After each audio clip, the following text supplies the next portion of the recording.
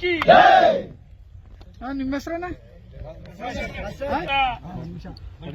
ನಮ್ಮ ಮಂಡಲ ಅಧ್ಯಕ್ಷರಾದ JK ಸುರೇಶ್ ಅವರೇ ಪ್ರಾಸ್ತಾವಿಕವಾಗಿ ಬಸವಣ್ಣ ಮಾತಾಡಿದರು ಮತ್ತು ಗ್ರಾಮದ ಎಲ್ಲ ಹಿರಿಯರೇ, ಮುಖಂಡರುಗಳೇ, ಯುವ ಮಿತ್ರರೇ, ಸಮಸ್ತ ಬಂಧುಗಳೇ, ಮಾಧ್ಯಮ ಸ್ನೇಹಿತರೆ, ನಿನ್ನೆ ದಿವಸ ಪಕ್ಷಾತೀತವಾಗಿ ಜಾತ್ಯಾತೀತವಾಗಿ ಬಂದು ನಮ್ಮನ್ನ ಭೇಟಿ ಮಾಡಿದಾಗ ನಾನು ಸುರೇಶ್ ಇದ್ದೀವಿ.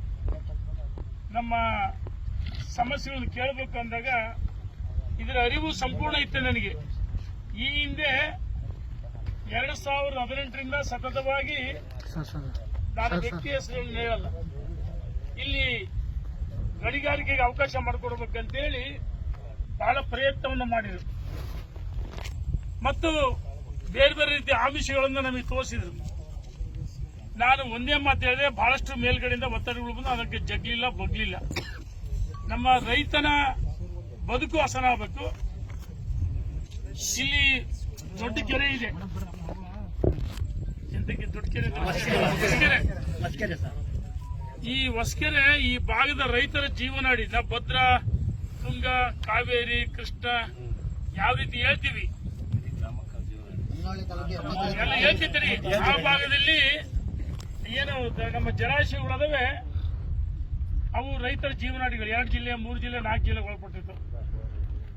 ಈ ಒಂದು ಕತ್ತಿ ಹೊಸಕೆರೆ ಕೇವಲ ಕತ್ತಿ ಗ್ರಾಮಕ್ಕಷ್ಟೇ ಅಲ್ಲ, ನೀರು ತುಂಬಿದ್ರೆ ಮಾದೇನಹಳ್ಳಿ, ಹತ್ತೂರು, ಯರಹಳ್ಳಿ, ಚಿಕ್ಕೇರಹಳ್ಳಿ, ಹೇಳ್ತೀನಿ ನಾನು ಹೇಳ್ತೀನಿ, ಸೋಮ ಮಲ್ಲಾಪುರ, ಮಾದಾಪುರ ಹೇಳ್ತೀನಿ. ಈಗ ಅಂತರ್ಜಲ ಜಾಸ್ತಿ ಆಗುತ್ತೆ. ಈ ಹಿಂದೆ ನಾವು 2 ಬೆಟ್ಟಗಳ ಮಧ್ಯೆ ಒಂದು ದೊಡ್ಡ ಚೆಕ್ ಡ್ಯಾಮ್ ಮಾಡಬೇಕಂತ ಹೇಳಿ ಒಂದು ಪ್ರಯತ್ನವನ್ನು ಮಾಡಿದ್ವಿ.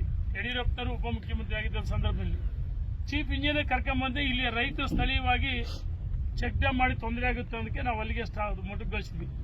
ಈ ಹೊಸಕೆರೆ ಹೊಡೆದಾಗ ನಾವು ನಿಮ್ಮ ಏನು ಹಿಂಗಾಗಿದೆ ಅಂತ ರೈತರು ಹೇಳಿದ ತಕ್ಷಣ ಎಲ್ಲ ಹೊನ್ನಾಳಿ ನ್ಯಾಮತಿ ಆಡಳಿತ ತಾಲೂಕಲ್ಲಿ ಎಲ್ಲ ಕೆರೆಗಳಿಗೆ ಭೇಟಿ ಕೊಟ್ಟು ಈ ಹೊಸಕೆರೆ ದುರಸ್ತಿಗೆ ಸುಮಾರು 2 ಕೋಟಿ ರೂಪಾಯಿ, ಹೌದನಪ್ಪ, 2 ಕೋಟಿ ಕಾಮಗಾರಿ ಮತ್ತು ಇಲ್ಲಿ ಸೇತುಗಳಿಗೆ 1 ಕೋಟಿ ಬೇರೆ ಬೇರೆ ಹಾಕಿದ್ವಿ, ಚೆಕ್ ಡ್ಯಾಮ್ಗಳು.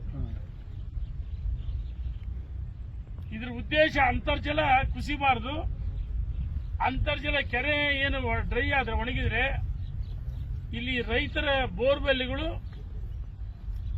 ಅಂತರ್ಜಲ ಕುಸಿದು ಹೋಗುತ್ತವೆ. ಅಂತರ್ಜಲ ಹೆಚ್ಚಾಗಬೇಕಂದ್ರೆ ಹಿಂದೆ ನಮ್ಮ ಪೂರ್ವಜರು ರಾಜ ಮಹಾರಾಜರ ಕಾಲದಲ್ಲಿ ಕೆರೆ ಕಟ್ಟೆಗಳಿಂದ ನಿರ್ಮಿಸಿದರು ಮತ್ತು ನಮ್ಮ ಸರ್ಕಾರ ಅವಧಿಯಲ್ಲಿ ಸನ್ಮಾನ್ಯ ಯಡಿಯೂರಪ್ಪನವರು ಮುಖ್ಯಮಂತ್ರಿ ಆಗಿದ್ದಾಗ ನಾನು ಸಚಿವ ಸ್ಥಾನ ಬೇಡ ಅಂದ ಯಡಿಯೂರಪ್ಪನವ್ರ ಅವಕಾಶ ತ್ಯಾಗ ಮಾಡಬೇಕಂದ್ರೆ ನಾನು ಒಂದೇ ಬೇಡಿಕೆ ಇಟ್ಟಿದ್ದು, ನಮ್ಮ ಕ್ಷೇತ್ರದ ಅಭಿವೃದ್ಧಿಗೆ, ಹೊನ್ನಾಳಿ ನ್ಯಾಮತಿ ತಾಲೂಕು ಅಭಿವೃದ್ಧಿ ಮತ್ತು ಈ ಭಾಗದಲ್ಲಿ ನಾನು 2018ರಲ್ಲಿ ಕೆರೆಗಳು ತುಂಬಿಸೋದಕ್ಕೆ ನಾನು ತುಂಬಿಸ್ತೇನೆ ಅಂತ ಮಾತು ಕೊಟ್ಟಿದ್ದೆ. ಹೌದನಪ್ಪ, ಎಲ್ಲ ಇಲ್ಲಿ ಮಾತು ಕೊಟ್ಟಿದ್ದೆ. ಮಾದೇನಹಳ್ಳಿ ಬಸವಣ್ಣ ದೇವಸ್ಥಾನ ಅಂತ ಎಲ್ಲ ಮಾತು ಕೊಟ್ಟಿದ್ದೆ, ಸಂಜೆ ಭಾಷಣ ಮಾಡಿದ್ದೆ. 2018ರಲ್ಲಿ ಮಾತು ಕೊಟ್ಟಂತೆ ಯಡಿಯೂರಪ್ಪ ಮುಖ್ಯಮಂತ್ರಿ ಆಗಿದ್ದ ಸಂದರ್ಭದಲ್ಲಿ ಇದು ಈ ಸರ್ಕಾರದ ಒಂದು ಪ್ರಯತ್ನ ಇಲ್ಲ, 1 ರೂಪಾಯಿ ಇಲ್ಲ. ನಮ್ಮ ಸರ್ಕಾರ ಅವಧಿಯಲ್ಲಿ ನಬಾರ್ಡ್ ಗ್ರಾಂಟ್, ಕೆಲವು ಕಡೆ 1/3 ಗ್ರಾಂಟ್ ಇಡ್ತಾರೆ. ನಾವು ಫುಲ್ ಅಮೌಂಟ್, ಪೂರ್ಣ ಪ್ರಮಾಣ ಅಮೌಂಟ್ ಅನ್ನಿಟ್ಟು ಟೆಂಡರ್ ಕರೆದು 519 ಕೋಟಿ ಮತ್ತು ಕೆರೆಗಳ ಅಭಿವೃದ್ಧಿಗೆ 70 ಕೋಟಿ. ಬಹುಶಃ ರಾಜ್ಯದಲ್ಲಿ ಲಿಫ್ಟ್ ಇರಿಗೇಷನ್ ಮಾಡಿ ಯಾವುದೇ ಕೆರೆಗಳ ಅಭಿವೃದ್ಧಿಗೆ ದುಡ್ಡಿಟ್ಟಿಲ್ಲ. 70 ಕೋಟಿ ರೂಪಾಯಿ ಕೆರೆಗಳ ಅಭಿವೃದ್ಧಿಗೆ, 1 ಕೋಟಿ 2 ಕೋಟಿ ಇವಕ್ಕೆಲ್ಲ ದುಡ್ಡಿಟ್ಟು ಕೆರೆಗಳ ಅಭಿವೃದ್ಧಿಗೋಸ್ಕರ. ಅಂತರ್ಜಲ ಕೆರೆಗಳು ನೀರು ತುಂಬಿದ್ರೆ ನೋಡಿ, ಕಳೆದ ವರ್ಷದಿಂದ ಈ ಭಾಗದ ಕೆರೆಗಳು ನಮ್ಮ ಏರು ತುಂಬೋದ್ರಿಂದ ಲಿಫ್ಟ್ ಇರಿಗೇಷನ್ ಮಾಡಿದ್ವಿ. ಇದು ಈಗಾಗಲೇ ಕೆರೆಗಳು ತುಂಬ್ತಾ ಇದಾವೆ ಮತ್ತು ರೈತರ ಬೋರ್ವೆಲ್ ರೀಚಾರ್ಜ್ ಆಗೋ ಹಚ್ಚ ಹಸಿರಿದೆ. ಈ ಭಾಗದಲ್ಲಿ ಗದ್ದೆ ನಾಟಿ ಹಚ್ತಾರೆ, ತೋಟಗಳಿದೆ, ಅಡಿಕೆ ತೋಟ ಇದೆ. ಇದನ್ನು ಉಳಿಸಬೇಕಂತ ಹೇಳಿ ರೈತರ ಒಂದು ಬೇಡಿಕೆ ಆಯಿತು. ನಿಮ್ಮ ಅಪೇಕ್ಷೆ ಮೇರೆಗೆ ನಾನು ಬಂದಿನಿ. ನಾನು ರಾಜಕಾರಣ ಮಾತಾಡಲ್ಲ, ರಾಜಕಾರಣ ಅವಶ್ಯಕತೆ ಇಲ್ಲ. 2022ರಲ್ಲಿ ನಿಮ್ಮ ಗ್ರಾಮದಲ್ಲಿ ಗ್ರಾಮ ವಾಸ್ತವ್ಯ ಮಾಡಿದ್ವಿ, ಹೌದನಪ್ಪ? ಗ್ರಾಮ ವಾಸ್ತವ್ಯ ಮಾಡಿದಾಗ ನೀವೆಲ್ಲ ಬೇಡಿಕೆ ಇಟ್ರಿ, ಇಲ್ಲಿ ಗಣಿಗಾರಿಕೆಗೆ ಅವಕಾಶ ಕೊಡಬಾರದು ಹೇಳಿ ನಾನು ಜಿಲ್ಲಾಧಿಕಾರಿಗಳಿಗೆ ಮತ್ತು ಗಣಿ ಮತ್ತು ಭೂಗರ್ಭ ಇಲಾಖೆ ಅಧಿಕಾರಿ, ಜಿಲ್ಲಾ ಮಟ್ಟದ ಅಧಿಕಾರಿಗಳಿಗೆ, ಎಸಿ ತಹಶೀಲ್ದಾರ್ಗಳಿಗೆ ಸ್ಥಳದಲ್ಲಿ ಸೂಚನೆ ಕೊಟ್ಟೆ. ಇದನ್ನ ನಾನು ಗ್ರಾಮ ಪಂಚಾಯತ್ರಿಗೆ ಹೇಳಿ ಯಾವುದೇ ಕಾರಣಕ್ಕೂ NOC ಕೊಡಬಾರ್ದು ಅಂತ ಹೇಳಿ ಅದನ್ನ ತಿರಸ್ಕಾರ ಮಾಡ್ತೇವೆ. ಹೌದಾ ಪರಮೇಶ? ನೀನ್ ಅಧ್ಯಕ್ಷ ಅದನ್ನ ರಿಜೆಕ್ಟ್ ಮಾಡಿಸಿದ್ವಿ. ಮತ್ತು ಸಂಬಂಧಪಟ್ಟ ಅಧಿಕಾರಿಗಳಿಗೆ ನಾನು ಬಹಳ ಗಂಭೀರವಾಗಿ ಹೇಳಿ ಸ್ಥಳದಲ್ಲೇ ಇದನ್ನ ಫೈಲ್ನೇ ಕ್ಲೋಸ್ ಮಾಡಬೇಕಂತ ಹೇಳಿ ಕ್ಲೋಸ್ ಮಾಡಿಸಿದ್ವಿ. ಆ ವ್ಯಕ್ತಿ ಮತ್ತೆ ಪುನಃ ಖಾಸಗಿಯವರಿಗೆ ಹಣದ ಆಮಿಷೆ ಒಡ್ಡಿ ಈ ಭಾಗದಲ್ಲಿ ಸುಮಾರು 10 ಎಕರೆ ಇದೆ, 10 ಎಕರೆ 3 ಎಕರೆ 3 ಎಕರೆ ಕಲ್ಪುಡಿ ಮಾಡುವ ಘಟಕ, 7 ಎಕರೆ ಕಲ್ಕುವಾರಿ ಮಿಷಿನರಿ, 3 ಎಕರೆ ಮಿಷಿನ್ ಕುಸದಿ, 7 ಎಕರೆ ಜಲ್ಲಿ, 3 ಎಕರೆ ಕೃಷಿಯರ್ ಹಾಕಕ್ಕೆ ಮತ್ತೆ ಈ ಬಂಡೆ ಹೊಡೆಯಕ್ಕೆ 7 ಎಕರೆ, 10 ಎಕರೆ ಪುನಃ ಪ್ರಯತ್ನ ಮಾಡ್ತಾರೆ. ನಿನ್ನೆ ಬಂದಂತ ಸಂದರ್ಭದಲ್ಲಿ ನಾನು ಹೇಳಿದೆ, ನನಗೆ ರಾಜಕಾರಣ ಬೇಕಾಗಿಲ್ಲ, ಯಾರನ್ನು ಟೀಕೆ ಮಾಡಲ್ಲ. ನಾವು ಹೇಳಿದೀವಿ, ಹಿಂದೆ ನಮ್ಮ ಅಧಿಕಾರಾವಧಿಯಲ್ಲಿ ಇದನ್ನ ಕ್ಲೋಸ್ ಮಾಡಿಸಿದೀವಿ.